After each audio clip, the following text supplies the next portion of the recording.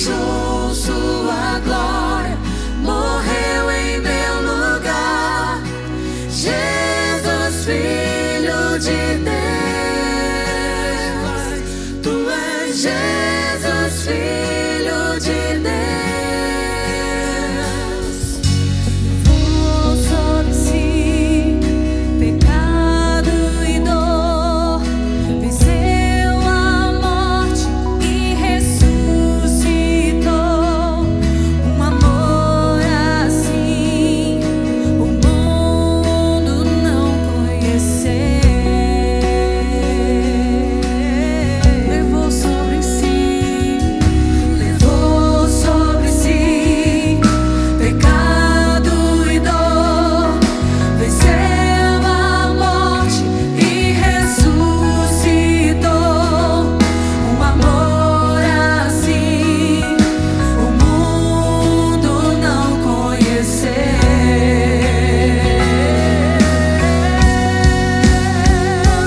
Tua altar de adoração seja sempre exaltado. Jesus, Filho de Deus, deixou sua glória, morreu em meu lugar.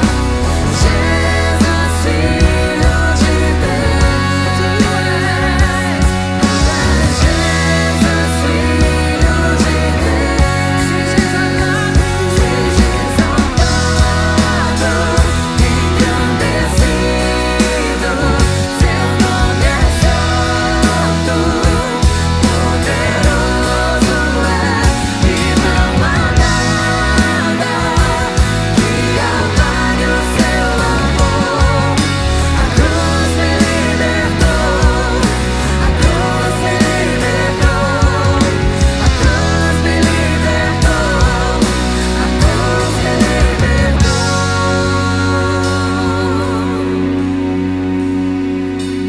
No altar de adoração seja sempre exaltado. Jesus, Filho de Deus, deixou sua glória, morreu em meu lugar. Jesus, Filho de Deus, Jesus, Filho de Deus, Jesus, Filho de Deus.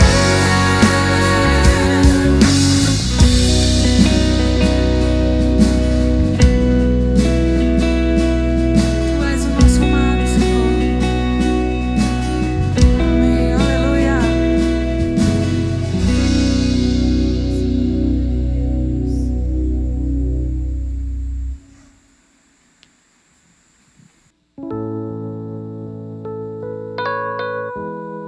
Seja exaltado, Senhor. Que o teu nome seja glorificado em nós e através de nós por toda a terra, Senhor.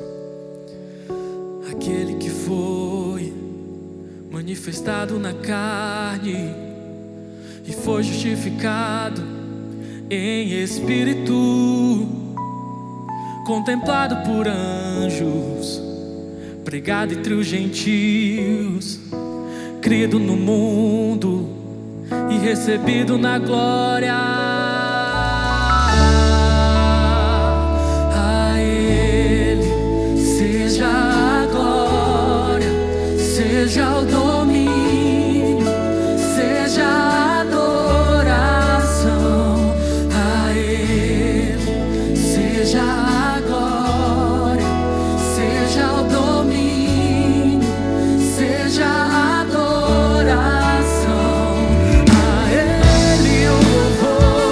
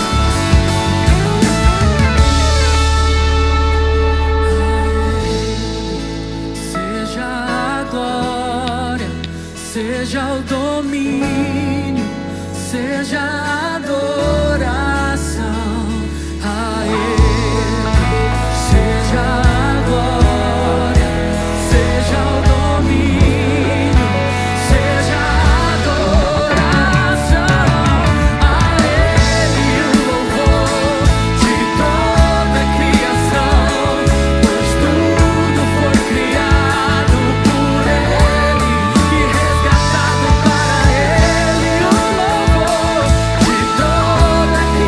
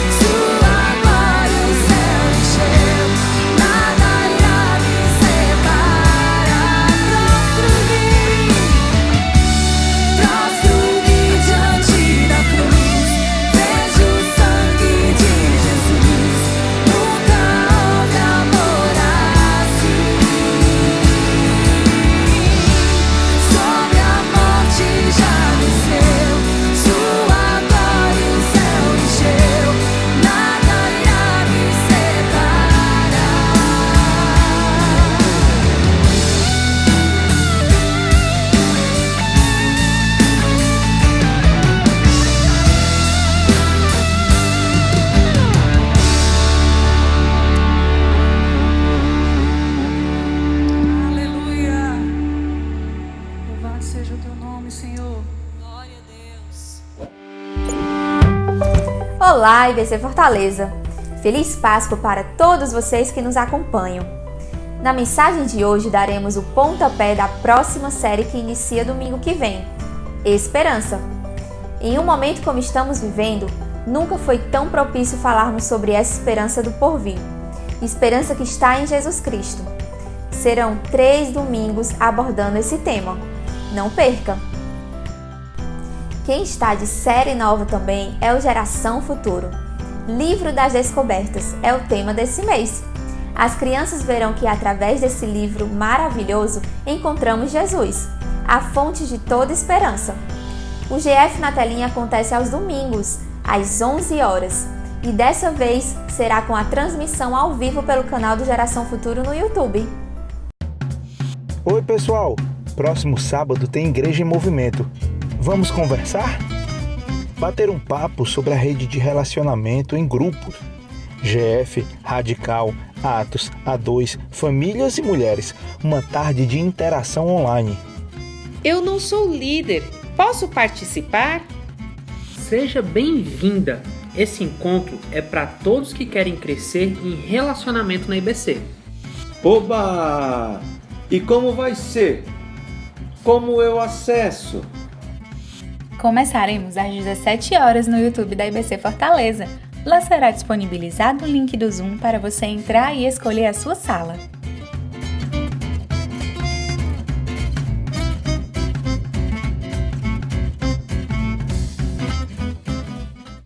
Não preciso dizer mais nada, né? Próximo sábado, então, a gente se vê no Igreja em Movimento.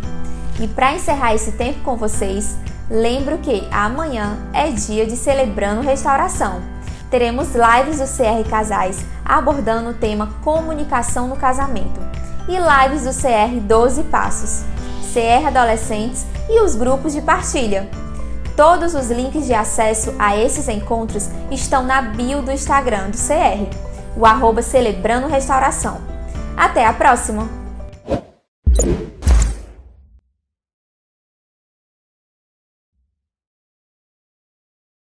Olá, amada Igreja de Jesus. Olá, amigos, irmãos amados. Que domingo maravilhoso, domingo da ressurreição. Eu sou Armando Bispo, sou um discípulo de Jesus, tentando compreender como melhor eu posso agradar ao meu Deus e o que eu posso fazer por esse Deus que me deu o melhor de si, a sua própria vida. Gosto muito do Salmo 116, verso 12, quando o salmista faz a pergunta: o que darei eu ao Senhor por todos os benefícios que me tem concedido? E quando eu penso na Semana Santa, na sexta-feira, Deus deu o melhor de si. Deus Pai entrega o seu Filho para morrer em meu lugar. Deu o melhor, aquilo que de mais precioso possuía. Jesus é morto, sepultado e ao terceiro dia ele ressurge. E a ressurreição, que é a vitória sobre a morte, tem também um quê de oferta, um quê de primícia. Olha que interessante, em 1 Coríntios, no capítulo 15, lá no verso 20, diz que, de fato, Cristo ressuscitou dentre os mortos, né? E diz, sendo ele as primícias dos que dormem. E cada um ressuscitará à sua ordem. Mas diz que Jesus é as primícias, ou seja, o primeiro fruto, o que de melhor Deus ofereceu para cada um de nós, não só para morrer em nosso lugar, mas para ressuscitar. E eu preciso de verdade, como discípulo de Jesus, compreender o que eu tenho dado ao Senhor por todos os benefícios que Ele tem me concedido. E uma das coisas que eu mais me lembro sempre é o texto de Provérbios, no capítulo 3, que diz assim: honra o Senhor com os teus bens e com as primícias de toda a tua renda. Muito interessante isso. Honrar ao Senhor com aquilo que há de melhor. É interessante, essa igreja, nossa igreja, tem sido fiel ao longo dos anos, contribuindo de forma fiel, com fidelidade, dando de si o melhor e suas primícias. Mas nós sempre temos que aprender, e principalmente em tempos de pandemia, em tempos de lockdown. O ano passado nós experimentamos o cuidado de Deus e a fidelidade de Deus na contribuição fiel dos irmãos. E este ano também. Mas nós estamos passando por uma fase bastante crucial, em que alguns perderam seus empregos. Mas ao mesmo tempo há outros que Deus tem abençoado.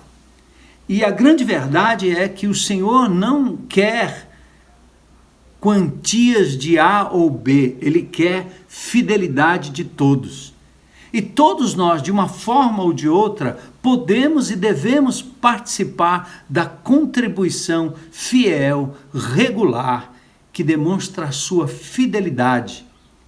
E até naquelas ofertas que eventualmente você faz a uma pessoa, a um amigo, um socorro qualquer, que requer de você uma atitude de fé. E nesse sentido eu faço o diferencial aqui entre fidelidade para aquele que regularmente contribui. Alguns chamam de dízimo, a 10ª parte. Eu gosto de chamar de primícias. O primeiro fruto, como lá em Levítico capítulo 23, verso 9, o Senhor disse a Moisés: dê as seguintes instruções ao povo de Israel: quando entrarem na terra que eu lhes dou e começarem a primeira colheita, levem ao sacerdote um feixe dos primeiros cereais que colherem, ou seja, aquilo que primeiro vem à minha mão, seja pelo salário, seja pelo dividendo, seja pelo auxílio, seja por que for, que aí no seu coração você assente ser um contribuinte regular, demonstrando então assim a sua fidelidade. E quando houver uma eventualidade em que Deus tocar no seu coração, você possa exercer fé, dando a sua oferta eventual. Então, amados, isso é o que nós queremos viver, queremos experimentar e queremos exemplificar na vida de cada crente em Cristo Jesus dessa comunidade. Que o Senhor continue abençoando a sua vida e que você seja capaz de ser fiel num pouco para ser colocado sobre o muito. Para que você lembre que todo e qualquer provento que vem às suas mãos, você considere honrar ao Senhor com as primícias e jamais faltará na sua igreja e para aqueles que dela dependem, os ministros, as comunidades, aqueles que ministram, como na Fundação Batista Central de Fortaleza, cuidando da comunidade e muitas outras iniciativas que temos, nossos cultos, nossas gerações, nossos GRs, toda essa mobilização eclesiástica depende, obviamente, da sua contribuição fiel. Então eu quero deixar um desafio para você, em nome de Jesus. Não é questão de quantidade, é questão da qualidade e de fidelidade. Então, lembra de Provérbios 3:9 de novo? Honra o Senhor com os teus bens e com as primícias, os primeiros frutos de toda a tua renda. E você será abençoado e abençoará o povo de Deus e a igreja de Deus, e certamente não vai nos faltar nada, absolutamente nada, para continuarmos cuidando da igreja de Jesus, contribuindo para aqueles que de fato precisam, socorrendo aqueles que nesse momento de pandemia estão sofrendo a falta de alimento e tantas outras carências. Que Deus continue nos usando. Isso é o que eu mais quero como discípulo de Jesus. Ser fiel e exercer fé, dando ao Senhor as primícias da minha renda. Que seja assim na sua vida. Ensine isso aos seus filhos, às crianças, aos jovens, aos adolescentes. Não importa o que eles tenham em mãos, mas que eles aprendam a dar a Deus o que é de Deus com fidelidade, segundo cada um propõe no seu coração. Então agora é o seu momento de ofertar. Imagine só, você que é líder, você que é ministro, você que é membro dessa comunidade, faça-o com fidelidade, honrando ao Senhor com as primícias da sua renda, em nome de Jesus. Amém. Obrigada pelo sacrifício, Deus.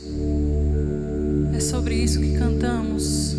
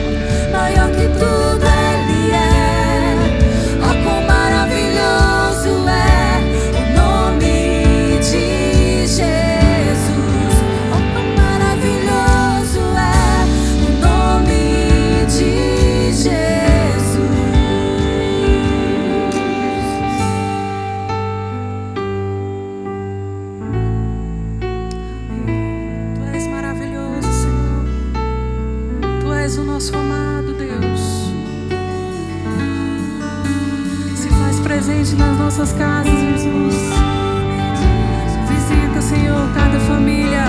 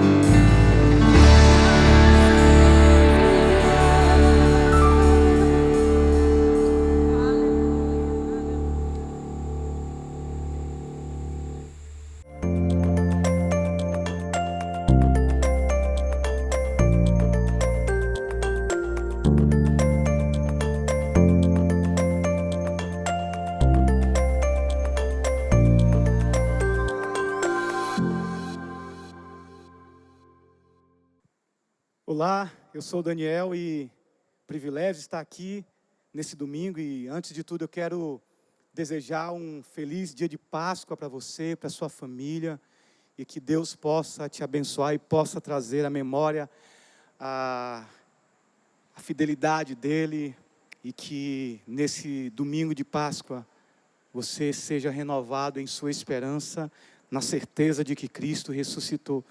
Então é um prazer estar aqui. Eu queria deixar uma palavra para você, vindo da parte de Deus, por meio da sua palavra. Então, espero que o Senhor fale com você neste domingo, tá bom? Eu queria, antes de tudo, orar, e final de semana, e a Páscoa cidade, né, orando por Fortaleza. E eu quero começar orando também, lembrando dos enlutados, lembrando daqueles que estão com familiares, com parentes, nos hospitais. Eu tenho algumas pessoas que eu conheço que também estão em hospitais, internados. Então eu queria começar orando nesse momento, tá bom? Jesus, muito obrigado por tudo que já ouvimos. Muito obrigado pelos cânticos. Muito obrigado, Senhor. Porque são cânticos que renovam a nossa esperança e que apontam para a certeza de que Jesus está vivo. Eu quero lembrar aqui, Senhor Deus, mais uma vez, da nossa cidade, Fortaleza, do nosso estado, Ceará. Lembrar daqueles que estão enlutados. Lembrar daqueles que estão enfermos, acamados no Covid ou com outras enfermidades. Eu quero lembrar deles, Pai, para que o Senhor venha com restauração e cura. Venha, Senhor, com graça e misericórdia, alcançar esses que têm sofrido, Senhor. Em nome de Jesus, Pai. Vem em nosso auxílio. Venha em nosso socorro. Tu és o único em quem confiamos. Tu és o único a quem recorremos, e fazemos isso no nome de Jesus. Amém. Ressurreição, esperança que nos livra do medo. Esse é o título dessa mensagem, e que Deus colocou em meu coração para trazer ao seu coração. Anos atrás, precisamente no ano de 2001, um filme chamado O Corpo veio com grande divulgação e expectativas. Eis a sinopse do filme. Durante uma expedição, um arqueologista encontra um corpo crucificado, cujos exames apontam que ele é do 1º século antes de Cristo. Ao saber do corpo, o Vaticano envia um padre que tem por missão investigar se o corpo encontrado seria de Jesus Cristo, que viveu exatamente nesta época. A ameaça de que as suspeitas estejam corretas desestabiliza a Igreja Católica, que pode ter sua credibilidade de séculos arruinados. Já que, como Cristo ressuscitou, não pode haver um corpo seu na terra. Lembro-me de como esse filme me assustava, pois meu medo era que essa obra fictícia e um tanto tendenciosa acabasse com minha pequena fé. Na época eu tinha apenas 21 anos de idade e estava vindo de uma caminhada de crise de fé. Viver a vida cristã é um desafio diário. E nesses dias de pandemia temos sido confrontados, provados e desafiados mais intensamente. Como pode Deus? Perguntam. Cadê Deus? Perguntas como estas cada vez mais nos alcançam. Como respondemos a isto? O Evangelho nos aponta para algo além de nós e nos convence por meio da palavra que Jesus venceu a morte. Ao ressuscitar Cristo, nos enche de esperança e certeza de que nossa fé não é vão. Como disse Thomas Boston, Deus atuou sobre si mesmo e apagou as chamas da própria ira, mais quente que milhões de fornalhas de Nabucodonosor. Ele destrancou as portas da prisão em que as maldições da lei alojaram nosso Salvador, mais forte que os membros de um Leviatã. Quão admirável foi ele ressuscitar da maldição da lei e do peso infinito dos nossos pecados. E fosse exposto com sucesso e glória depois do encontro desafiador com os poderes do inferno. Nisso o poder divino foi manifestado em glória. Se ele tivesse permanecido na sepultura, seria razoável crer nele apenas como uma pessoa comum. Sua morte teria sido a justa punição da presunção de se autodesignar Deus. Eu queria ir no texto com vocês. O texto dessa manhã é em 1 Coríntios capítulo 15. Eu queria que você deixasse aberto e me acompanhasse. Eu vou estar lendo esse texto. 1 Coríntios 15, do versículo 1 ao versículo 4. Então diz assim: agora, irmãos, quero lembrá-los das boas novas que lhes anunciei anteriormente. Vocês as receberam e nelas permanecem firmes. São essas boas novas que os salvam, se continuarem a crer na mensagem, como lhes anunciei. Do contrário, sua fé é inútil. Eu lhes transmiti o que era mais importante, e o que também me foi transmitido. Cristo morreu por nossos pecados, como dizem as Escrituras. Ele foi sepultado e ressuscitou no 3º dia, como dizem as Escrituras. Há alguns anos atrás, um pastor e escritor muito conhecido, chamado Rob Bell, chocou o mundo evangélico cristão, dizendo que algumas doutrinas que consideramos fundamentais da fé, doutrinas estas que temos defendido ao longo da história, deveriam ser revistas e abandonadas, uma vez que, segundo ele, acrescentavam absolutamente nada à fé cristã, caso fossem retiradas. Uma delas seria o nascimento virginal de Cristo. Para ele, Jesus ter nascido ou não de uma virgem, de nada acrescentariam à fé. O chocante foi ver que muitos foram e seguiram e seguem Rob Bell neste pensamento. Mas claro que Rob Bell não é o único que se levantou ao longo da história de 2000 anos de cristianismo. Muitos outros têm se levantado para, de algum modo, atacar algum ponto da fé cristã. Entre eles, e atualmente, Ferdinando Sudati, padre italiano, teólogo, presbítero diocesano na paróquia São Giorgino Martini, Ferdinando é o editor e responsável pela obra La Nascita de Jesus tra miti e ipotesi, publicado em 2018 na Itália, de autoria de John Shelby Spong, teólogo e bispo emérito da Igreja Episcopal e de uma confissão liberal. O Spong defende que devemos repensar as doutrinas fundamentais da fé cristã. Ferdinando também prefacia o livro do padre jesuíta Roger Linares, cujo título é Jesus de Nazaré, homem como nós. Linares diz em seu livro que a confissão de que Jesus é Deus e Deus, Deus verdadeiro de Deus verdadeiro, citando parte do concílio niceno, de Niceia, é agora insustentável. Quem sabe isso possa lhe afetar de alguma maneira, ou lhe seduzir. E a pergunta que surge agora você pensa em algumas coisas da fé cristã e acha que são desnecessárias? Quem sabe assuntos como a Trindade, o que acrescentam? Santidade, castidade, inerrância das Escrituras. O que isso acrescenta na fé? Eu queria te dizer, querido, que todos esses ao longo de toda a história da igreja têm sido questões fundamentais. E se nos aprofundarmos nesses pontos, entenderemos que todos estes estão interligados. Eu queria voltar agora para o texto, verso 1 de Romanos 15. Acompanha comigo. Agora, irmãos, quero lembrar-lhes das boas novas. Novas que lhes anunciei anteriormente. Vocês as receberam e nelas permanecem firmes. Boas novas, evangelho. Paulo relembra-nos de como eles receberam e de como permaneceram. No verso 2 ele vai dizer: são essas boas novas que os salvam, se continuarem a crer na mensagem, como lhes anunciei. Do caso contrário, sua fé é inútil. Qual é o efeito dessa boa nova? Salvação.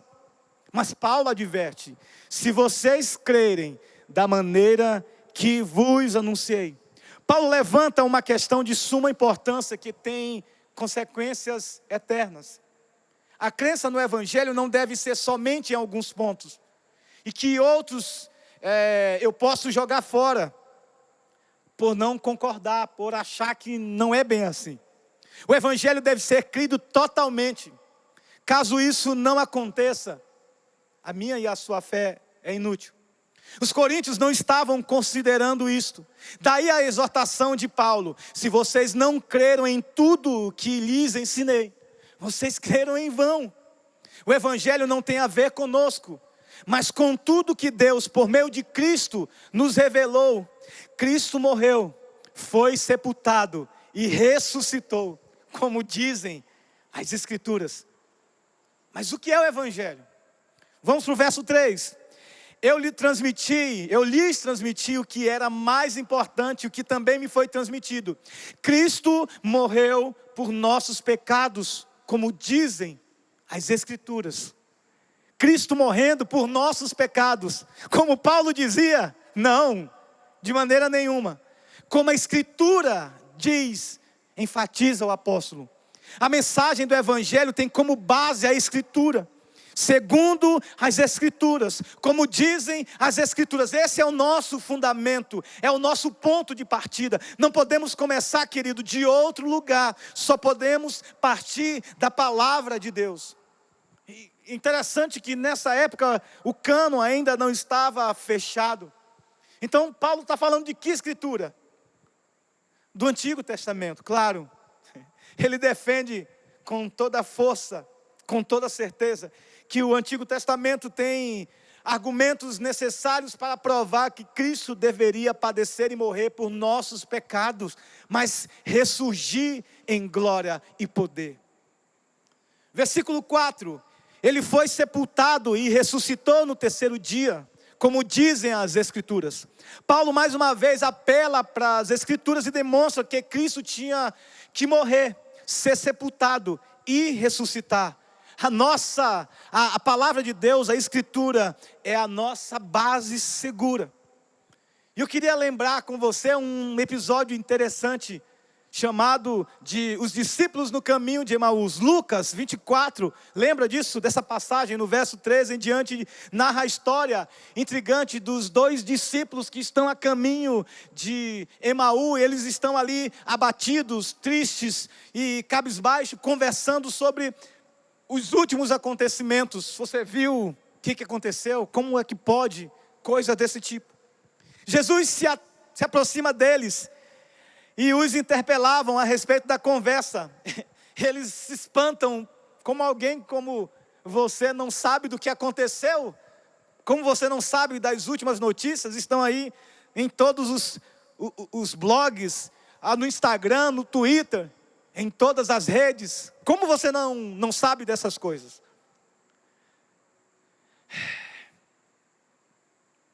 E eles falam, e Jesus pergunta, diga aí, o que aconteceu? É interessante a resposta deles. E aí a gente vai para o verso 19, que ele vai dizer, e ele vai falar a respeito da pessoa de Cristo. Ele vai dizer que Jesus era um profeta, poderoso em obras e palavras. No verso 20, ele vai dizer, mas ele foi morto e sepultado.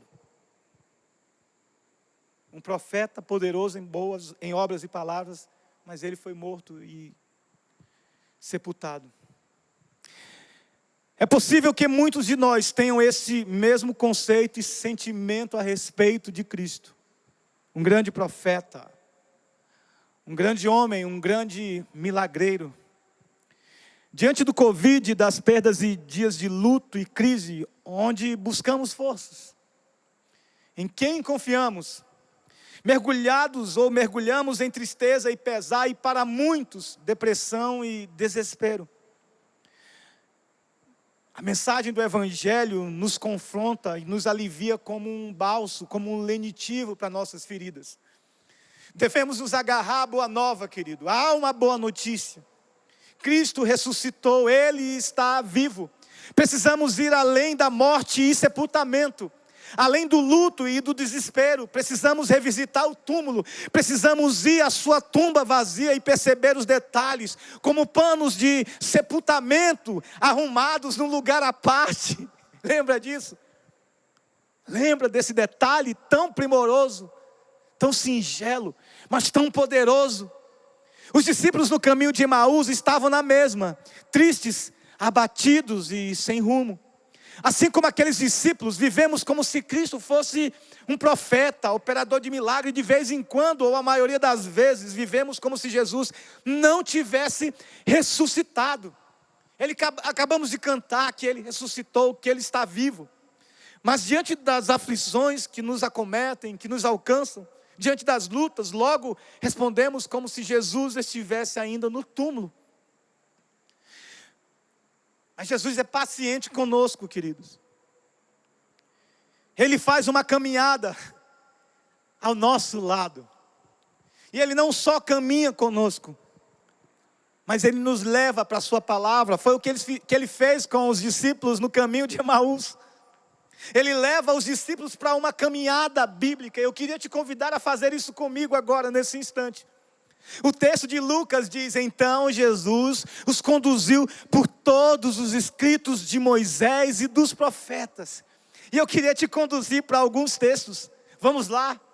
Gênesis 3, 14 e 15. Farei que haja inimizade entre você e a mulher, e entre a sua descendência e o descendente dela. Ele lhe ferirá a cabeça e você lhe ferirá o calcanhar. Imagina só, Jesus lendo essa passagem com eles. Jesus explica a ele e mostra que a serpente seria esmagada. Ele lhe ferirá a cabeça e você lhe ferirá o calcanhar. Jesus está dizendo, olha, isso aqui aconteceu. E Jesus, quem sabe, caminha lá para Êxodo 12, do verso 1 ao 23. Se revelando como o Cordeiro Pascal, que livra o povo do anjo da morte. Lembra desse episódio? Onde famílias ali se reúnem ao redor da mesa. Eles matam um cordeiro, mas o sangue do cordeiro vai para parar nos umbrais da porta.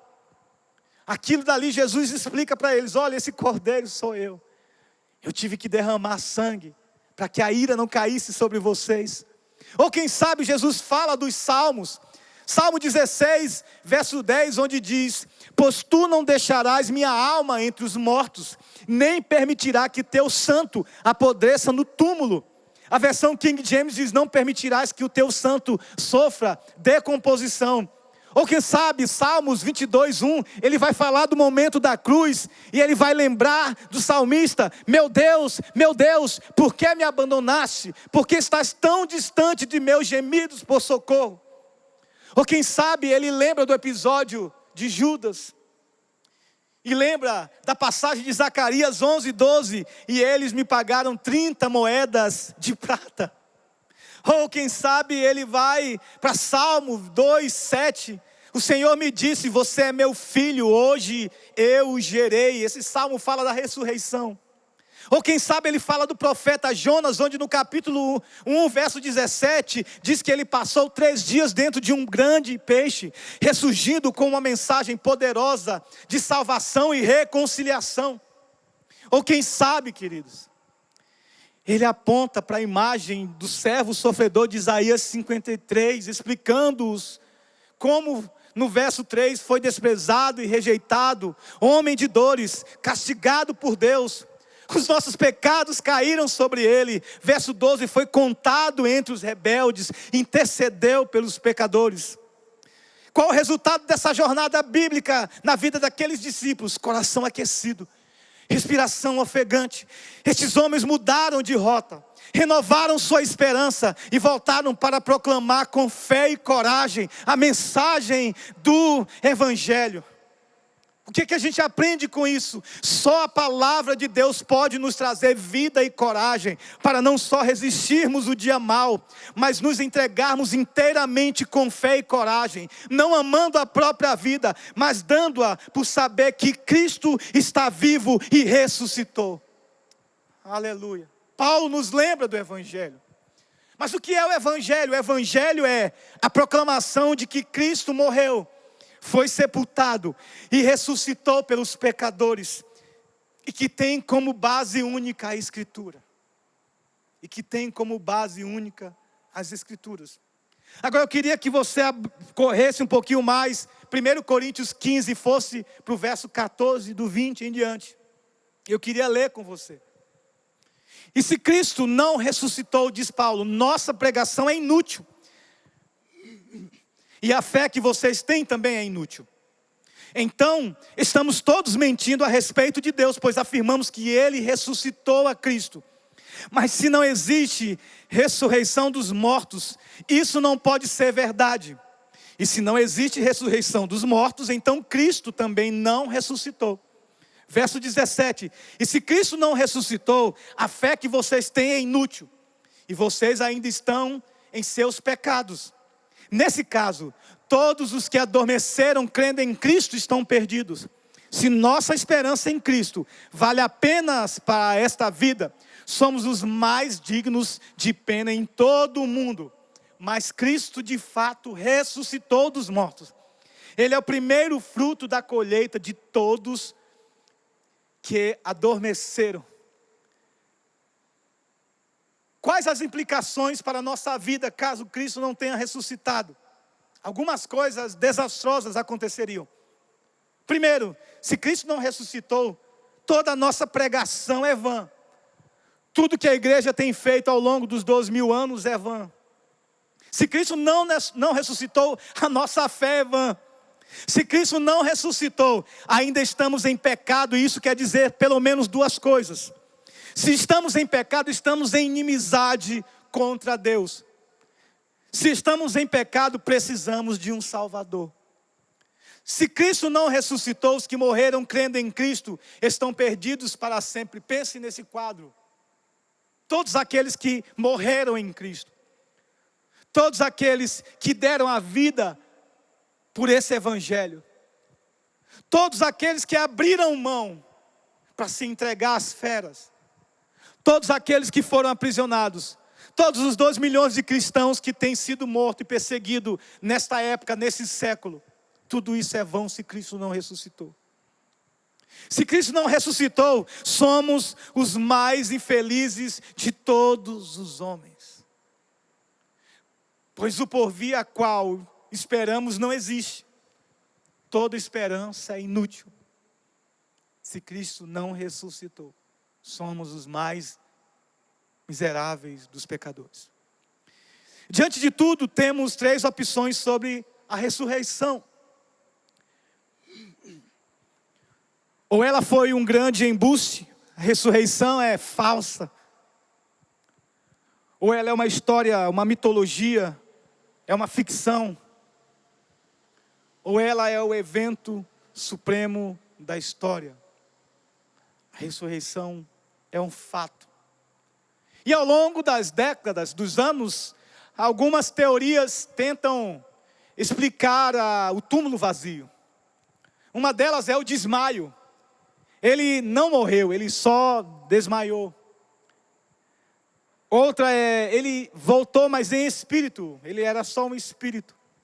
Outros falaram, não, Jesus foi uma alucinação. Outros dizem, ou falaram, ou defenderam, não, isso é uma lenda, é um mito. É somente uma história com um ensino por trás.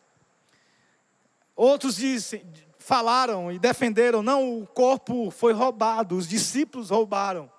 Mesmo desanimados, sem esperança, e tendo que enfrentar uma legião de soldados romanos guardando o túmulo. Eles foram no túmulo errado. Foram ao túmulo, chegaram e quando viram que estava vazio, eles anunciaram e chegaram à conclusão, Jesus ressuscitou. Outro, mentira deliberada para se beneficiar, os discípulos inventaram.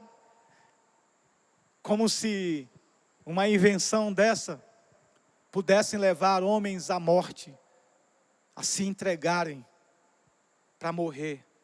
Ninguém se entrega por uma mentira. Isso não faz parte da natureza do homem que vive para se autopreservar. Erro de identidade, confundiram Jesus com outro. Nenhuma dessas se compara com a evidência de que Jesus teve uma ressurreição literal. Ele ressuscitou, histórica e fisicamente, pelo poder de Deus. E podemos testemunhar isso na vida daqueles discípulos que mudaram sua atitude de maneira radical. E algumas mudanças aconteceram. E eu queria ler alguns versos para mostrar isso. Atos 3:33. Depois que Jesus ressuscitou com grande poder, os apóstolos davam testemunho da ressurreição do Senhor Jesus. Poder. Atos 24:15. Tenho em Deus a mesma esperança desses homens, de que Ele ressuscitará tanto justos como injustos. Aqueles homens se encheram de certeza. Atos 26, verso 23. Que Cristo sofreria e seria o primeiro a ressuscitar dos mortos. Isso é fé. Cheios de fé. Atos 4:2 diz, os líderes estavam muito perturbados, porque Pedro e João ensinavam ao povo que em Jesus há a ressurreição dos mortos. Aqueles homens estavam cheios de ousadia. Atos 4:10, saibam os senhores e todo o povo de Israel, que ele foi curado pelo nome de Jesus Cristo, o Nazareno, a quem Deus ressuscitou dos mortos. Aqueles homens estavam cheios de convicção.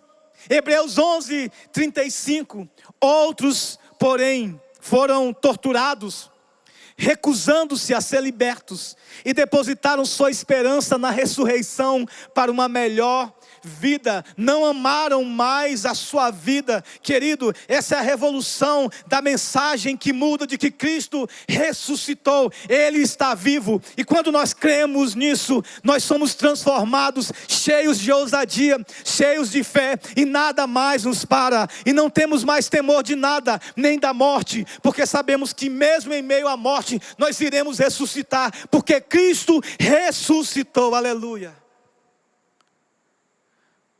No verso 20 do texto que nós lemos, 1 Coríntios capítulo 15, o verso 20 diz, mas Cristo de fato ressuscitou dos mortos. Ele é o primeiro fruto da colheita de todos que adormeceram. O que significa o primeiro fruto da colheita?